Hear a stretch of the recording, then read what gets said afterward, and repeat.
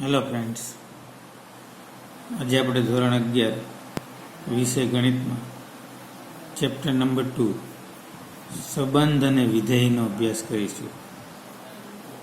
Chapter number 2 સંબંધ અને વિધેય. તો સૌપ્રથમ આપણે સંબંધની વ્યાખ્યા જોઈએ.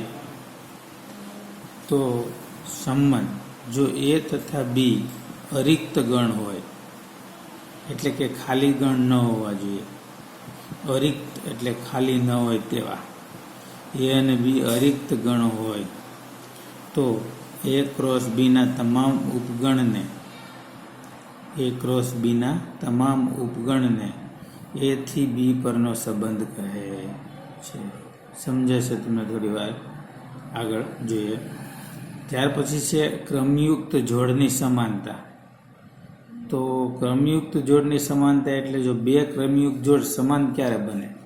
જેમ કે એક ક્રમયુક્ત જોડ છે એક્સ વાય અને બીજી છે એ બી. બંને સમાન ક્યારે બને? તો જ્યારે આનો એક્સિયમ આના એક્સિયમ જેટલો થાય, આનો વાયામ આના વાયામ જેટલો થાય, એટલે કે આનો પહેલો જે ઘટક છે એ આના પહેલા ઘટક જેટલો થાય અને આનો બીજો ઘટક છે આના બીજા ઘટક જેટલો થાય. એવું જો થાય તો એ બે ક્રમયુક્ત જોડ છે એ સમાન છે તેમ કહેવાય. તો અહીં આપણે જોઈએ એક્સ બરાબર એ તથા વાય બરાબર બી, એટલે પહેલા સાથે પહેલાને સરખાવી શકાય અને બીજા સાથે બીજાને સરખાવી શકાય. આમ ત્યારબાદ જો કોઈ ક્રમયુક્ત જોડ x y z belongs to A cross B cross C હોય, જો કોઈ ક્રમયુક્ત જોડ x y z belongs to A cross B cross C હોય તો પહેલો ઘટક જે એક્સ છે એ એમાં હોય, બીજો ઘટક જે વાય છે એ બીનો હોય, ત્રીજો ઘટક જે ઝેડ છે એ સીમાંથી લેવામાં આવ્યો હોય. એટલે જો આ ક્રમયુક્ત જોડ આમાં આવેલી હોય, અંદર બિલોંગ્સ ટુ છે એટલે આના એ ક્રોસ બી ક્રોસ સીમાં એક ક્રમયુક્ત જોડ આવેલી છે માની લો, તો પહેલો ઘટક એનો, બીજો ઘટક બીનો અને ત્રીજો ઘટક છે સીનો થાય. કેવી રીતે? જેમ કે અહીંયા ક્રમ જોવાના એ બી સી. ત્યાર પછી એક બીજું છે ક્રમયુક્ત જોડમાં X Y is not equal to Y X. ક્રમયુક્ત જોડમાં ક્રમનું મહત્વ છે, એટલે એક્સ વાય અને વાય એક્સ છે સમાન નથી, એ અલગ અલગ છે. તો એટલું જોયા પછી આપણે હવે સ્વાધ્યાય 2.1ની વાત કરીએ તો તમને ખ્યાલ આવશે. સ્વાધ્યાય 2.1 હું સમજાવતો જઈશ. પહેલું છે, જો અહીંયા ક્રમયુક્ત જોડની સમાનતા આપી છે એક્સના છેદમાં 3 વત્તા 1 વાય માઇનસ 2/3 બરાબર 5/3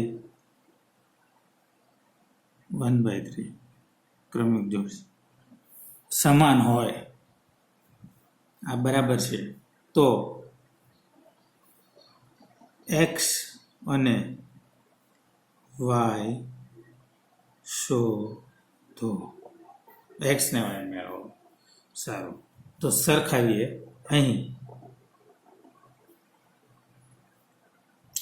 x/3 + 1 ઇઝ ઇક્વલ ટુ 5/3 તથા y minus 2/3 is equal to 1/3 આમ મળે. પહેલા ઘટકને પહેલા ઘટક સાથે સરખાવવાનો. ઘટકો અલ્પવિરામથી જુદા પાડી શકાય. પહેલા ઘટકને પહેલા ઘટક સાથે સરખાવીએ તો આપણને મળશે x/3 + 1 ઇઝ ઇક્વલ ટુ 5/3. હવે આપણે એક્સ ને વાયની કિંમત મેળવવાની છે. તો એક્સ ને વાય માટે જોઈએ, જો એક્સ પ્લસ 3/3 લસા લઈએ તો આવું બને ઇઝ ઇક્વલ ટુ 5/3. હવે આ 3 કેન્સલ કરી નાખીએ તો એક્સ ઇઝ ઇક્વલ ટુ 5 - 3, તો એક્સ ઇઝ ઇક્વલ ટુ તમને 2 મળશે. એક્સ ઇઝ ઇક્વલ ટુ 2 મળે. તથા બીજી વાત છે અહીંયા વાયની, તો આને આમ ગુણીએ 3y લસા લીધો -2 divide by 3 is equal to 1/3. 3 cancel. 3y -2 is equal to 1. તો 3y is equal two 2 plus 1, એટલે 3y is equal two 3. 3y is equal two 3, તો y ઇઝ ઇક્વલ ટુ કેટલું? 1. જો કેવી રીતે y છે ઇઝ ઇક્વલ ટુ 3, ગુણાકારમાં છે 3, છેદમાં જાય, y ઇઝ ઇક્વલ ટુ 1 મળ્યા આપણને. 3y ઇઝ ઇક્વલ ટુ 3 હોય તો y ઇઝ ઇક્વલ ટુ 1. આમ આપણને બંને અજ્ઞાત ચલની કિંમત મળી, x અને y અથવા a અને b ની. ત્યાર પછી આગળ જોઈએ, જો એક ગણ એમાં 3 ઘટકો હોય, એટલે એક સૂત્ર પહેલા જોઈ લો. Number of a cross b, આ સૂત્ર છે, is equal to number of a into number of b. Number of a cross b is equal to number of a into number of b. Number of a cross a is equal to number of a into number of a is equal to number of a whole square. Number of a whole square. બંનેનો ગુણાકાર થાય, square થઈ જશે. તો આવું જ કંઈક આપણે આગળના દાખલામાં જોવાનું છે, જે છે ગણ એના 3 ઘટકો હોય. બીજો દાખલો, ગણ એના 3 ઘટકો હોય એટલે નંબર ઓફ a બરાબર 3 અને b બરાબર 3, 4, 5. 3, 4, 5. તો a ક્રોસ b ના ઘટકોની સંખ્યા શોધો. તો જો અહીં number of a is equal two 3 આપેલ છે, તથા number of b is equal two 3 થાય, કારણ કે બીમાં કેટલા સભ્યો છે? 3, 4, 5. 3 સભ્યો છે, એટલે નંબર ઓફ બી એટલે બીની સભ્ય સંખ્યા કેટલી થશે? 3. હવે આપણે જે મેળવવાનું છે number of a cross b. a cross બીમાં કેટલા સભ્યો હોય, તેના માટેનું સૂત્ર આપણે હમણાં જ જોયું. એક number of a cross b is equal to number of a into number of b is equal to number of a છે આપણી પાસે 3. નંબર ઓફ બી પણ આપણે 3 છે, 3. તો number of a cross b is equal two આપણને મળશે 9. Number of a cross b આપણને મળશે 9. આમ number of a cross b એટલે a અને b ની સભ્ય સંખ્યા, a ક્રોસ b ની સભ્ય સંખ્યા. a ક્રોસ b એટલે a અને b નો કાર્તેજ્ય ગુણાકાર. એનામાં 9મા ધોરણમાં આપણે ભણી ગયા છે. અને વંચાય શું? a ક્રોસ b, a ગુણ્યા b નહીં, a ક્રોસ b. આ કાર્તેજ્ય ગુણાકાર દર્શાવે. ક્રોસ છે એ કાર્તેજ્ય ગુણાકાર દર્શાવે.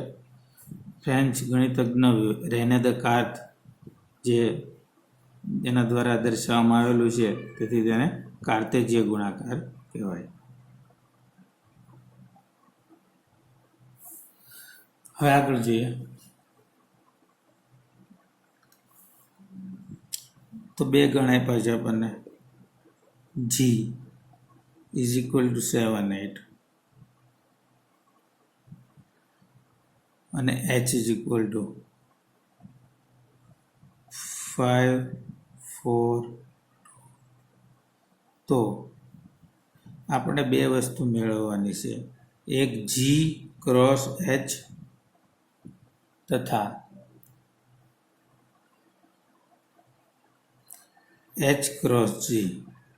ચાલો આટલી વસ્તુ આપણે મેળવવાની છે. જોઈએ આપણે, જો પહેલા આપણે મેળવશું અહીં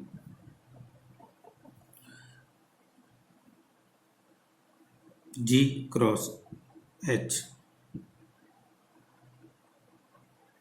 ઇઝ ઇક્વલ ટુ, પહેલા g ના સભ્યો લખીએ, 7 8 ક્રોસ h ના સભ્યો લખીએ 5 4 2.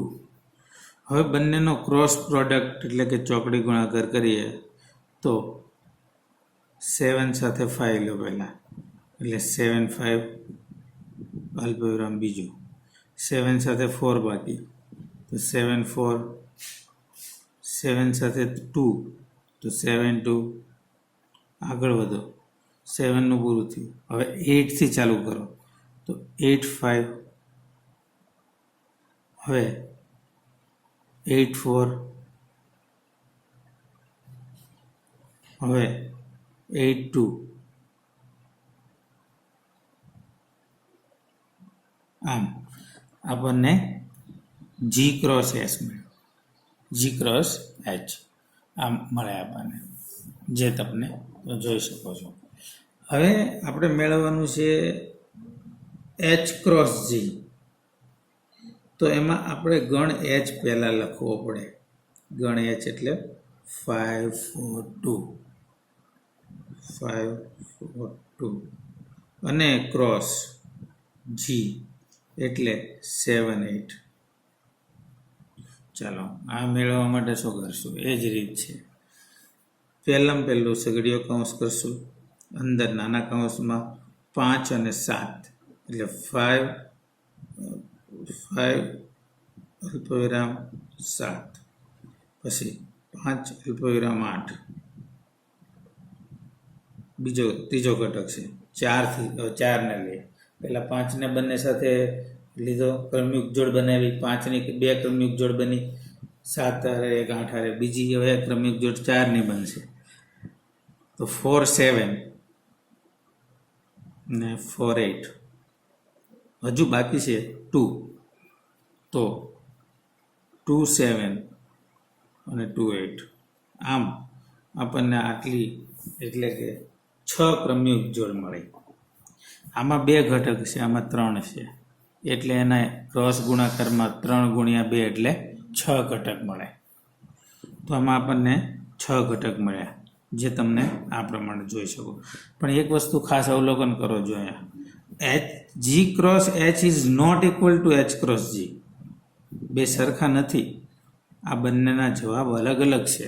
જો અહીંયા 7 5 અને 5 7, 7 4 તો 5 8 અથવા 4 7. આમ બંનેમાં તમને કોઈ ઘટક સરખો મળશે નહીં. માટે g cross h is not equal to h cross g. Right? તમને કાર્તેજીય ગુણાકારનો પણ ખ્યાલ આવ્યો. કાર્તેજીય ગુણાકારમાં ક્રમયુક્ત જોડની સમાનતાની વાત કરી. કાર્તેજીય ગુણાકારમાં કુલ કેટલા ઘટકો મળે એની આપણે વાત કરી. ઘટકોની સંખ્યા શોધવા માટેનું સૂત્ર જોયું. હવે આપણે આગળ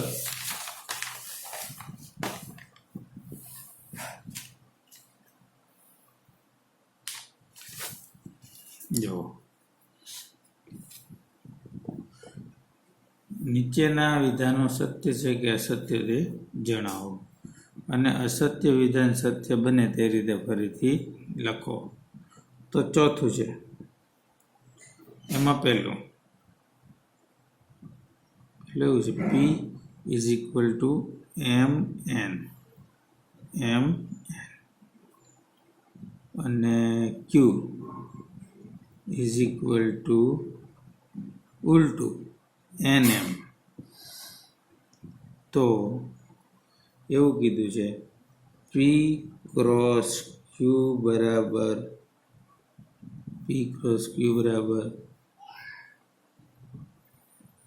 mn ક્રોસ nm. તો મિત્રો આ વિધાન છે અસત્ય છે, કારણ કે પી ક્રોસ ક્યુ કેવું મળશે આપણને? જો P cross Q is equal to આવું મળશે mn cross nm is equal to mn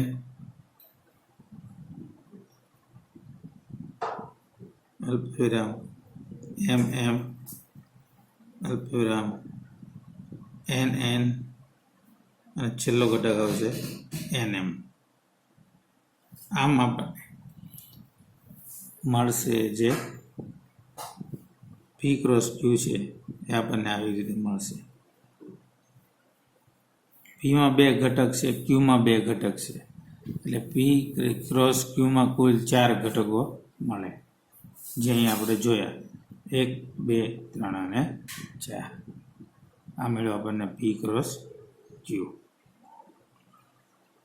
ત્યાર પછી આગળનો જે પ્રશ્ન જે છે, જો એ અને બી અરિક્ત ગણો હોય તથા જ્યાં x બિલોંગ્સ ટુ એ તથા y બિલોંગ્સ ટુ બી હોય તેવી તમામ ક્રમિક જોડ xy થી બનતો ગણ અરિક્ત ગણ એટલે a ક્રોસ બી, તો વિધાન સત્ય છે.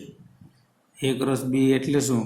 તો કે a ના ઘટકો અને બી ના ઘટકોનો ક્રોસ ગુણાકાર કરવામાં આવે અને એનાથી બનતો ગણ એટલે a ક્રોસ બી. ત્યાર પછી ત્રીજું છે, લખું છું એ ત્રીજું જોઈએ.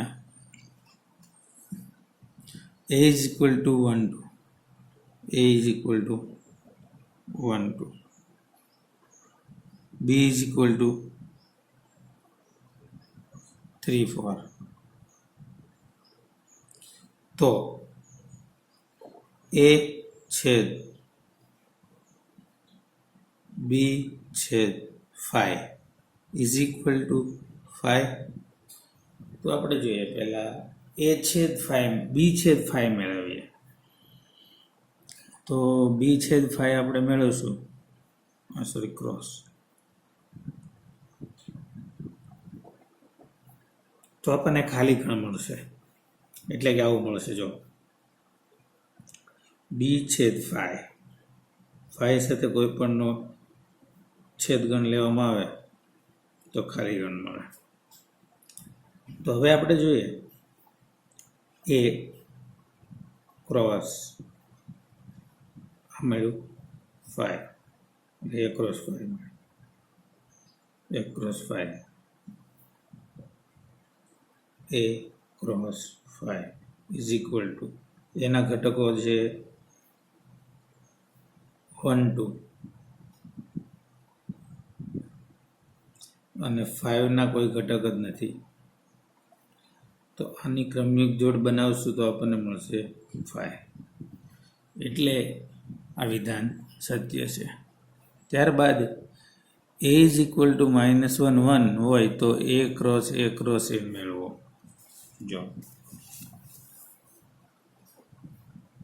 જો પાંચમો પ્રશ્ન છે, a ઇઝ ઇક્વલ ટુ -1 1 હોય તો a ક્રોસ a મેળવો. તો જો a cross a is equal two એમાં જે સભ્યો છે આ -1 1, ક્રોસ એના સભ્યો એના જ રહેશે -1 1, ક્રોસ એના સભ્યો -1 1 ઇઝ ઇક્વલ ટુ આપણે પહેલા બે ગણનો કાર્તેજ્ય ગુણાકાર કરીએ તો આપણને મળશે ક્રમયુક્ત જોડમાં -1 -1 -1 1, ત્યાર પછી 1 -1 અને 1 1. આ મળ્યું. ચલો સગડીયો કૌંસ પૂરો. હવે આપણી પાસે કયું બાકી રહ્યું? ક્રોસ કરીને -1 1. હવે આની સાથે ક્રોસ પ્રોડક્ટ લઈએ આપણે. પહેલા ઘટકનો લઈએ તો આવું થાય -1 -1 -1 -1 1. ત્યાર પછી બીજો ઘટક લઈએ -1 1 -1. ત્યાર પછી ત્રીજો ઘટક લઈએ -1 1 1. ચોથો ઘટક લઈએ 1 -1 -1. પાંચમો ઘટક 1 -1 1. અને છઠ્ઠો ઘટક જે તમને મળશે, સોરી આઠમો ઘટક એ મળશે આવો.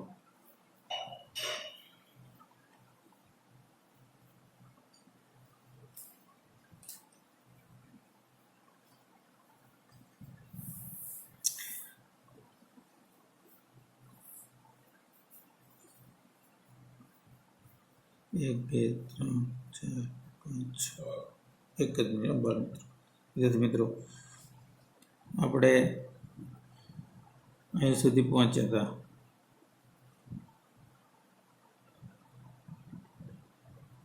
ચાર સભ્યો મળ્યા, 1 2 3 ને 4. અને 4 એને -1 1 સાથે લીધા. તો પહેલાને -1 સાથે લીધો, બીજાને એને પાછો -1 સાથે લીધો. બીજો ઘટક -1 1 -1 1 ને -1 સાથે લીધો, -1 1 ને 1 સાથે લીધો.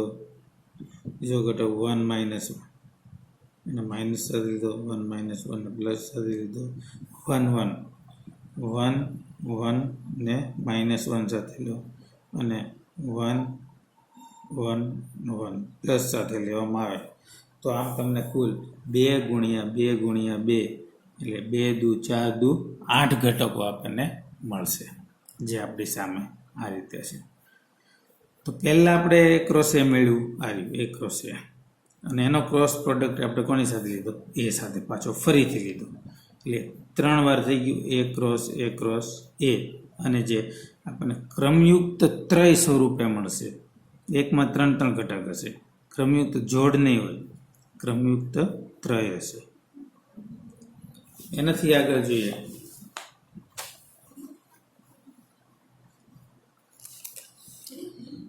આપણને A ક્રોસ B ના ઘટકો આપ્યા છે. A ક્રોસ B ના ઘટકો છે A ક્રોસ B બરાબર AX AY AX AY BX BY BX BY સગળીય કૌંસ. હવે જો અહીં AX belongs to A cross B હોય તો એને ઇમ્પ્લાઇઝ એમ કહી શકાય કે A belongs to A અને X belongs to B. ત્યાર પછી જો હજુ આગળ બીજી ક્રમયુક્ત જોડ છે AY belongs to A cross B. તો આપણે શું કહી શકીએ કે A belongs to X, A belongs to X,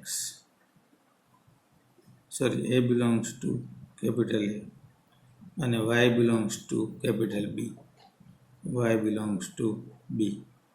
હજી આગળ વધો BX છે તો અહીંયા BX એક ક્રમયુક્ત જોડ શેમાં આવેલી છે તો કે A ક્રોસ બીમાં, તો A ક્રોસ બી. હવે એનું પહેલો ઘટક છે બી, એક્સમાં એમાં હશે બી બિલોંગ્સ ટુ એ, અને બીજો ઘટક એક્સ બિલોંગ્સ ટુ બી. અને છેલ્લું બાકી રહ્યું છે જે હવે એક્સ લીધું, AY લીધું, BX લીધું. હવે BYની વાત કરીએ તો BY belongs to A cross B is equal two B belongs to A અને Y બિલોંગ્સ ટુ B. હવે જો એમાં કેટલા ઘટકો મળ્યા, એમાં સ્મોલ a અને સ્મોલ b મળ્યા, AB. અને બીમાં કેટલા ઘટકો મળ્યા કેવી રીતે ખબર પડે? આમ જો એક્સ બીમાં છે, વાય બીમાં છે, એક્સ બીમાં છે, વાય બીમાં છે, એટલે એકનો એક ઘટક તો બીજી વાર લખાય નહીં, એક્સ વાય. આમ A બરાબર AB અને B બરાબર એક્સ વાય આપણને ઘટકો મળે. ટૂંકમાં જોઈએ તો આ પહેલા ઘટક હોય એ એના હોય, A અને B, અને આ બીજા ઘટક હોય એક્સ ને વાય એ બીના હોય. આપણે ડાયરેક્ટ સમજી શકીએ, આ રીત કરવાની જરૂર છે નહીં. પ્રથમ ઘટક હોય એનો હોય તો એમાં પ્રથમ જેટલા છે એટલા બધા લઈ લો. પ્રથમમાં એ 2 વાર આવે છે તો એને એક જ વાર લેવાનો, એ લીધો, અને પછી આવે છે બી તો બી લીધો, બસ થઈ ગયું. એમાં AB, બીમાં કેટલા એક્સ વાય, બીમાં તો 4 છે, જો એક્સ વાય છે, પાછા એક્સ વાય છે, પણ એક્સ ને એક્સ સરખા કહેવાય એટલે એને એક જ વાર લઈએ છીએ. વાય સમાન થાય એટલે બેને ગણમાં એકનો એક ઘટક બીજી વાર લખવામાં આવતો નથી, માટે આપણે વાય 2 વાર હોવા છતાં પણ વાય એક જ વાર લખીએ છીએ. આમ આપણને ગણ A તથા ગણ Bના જે ઘટકો છે એ આપણને મળ્યા. તો આજ સુધી આપણે અહીંયા અટકીએ છીએ.